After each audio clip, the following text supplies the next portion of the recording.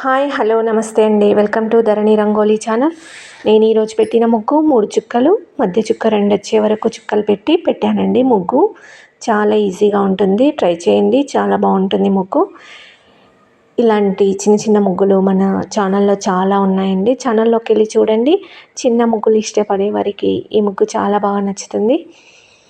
నా ముగ్గులు కనుక మీకు నచ్చితే లైక్ చేయండి, మీ ఫ్రెండ్స్కి షేర్ చేయండి, అలాగే సబ్స్క్రైబ్ చేసుకోండి. వీడియో చివరి వరకు చూడండి ఫ్రెండ్స్. ఇంకా ఎలాంటి ముగ్గులు కావాలో కామెంట్ చేయండి. Thank you.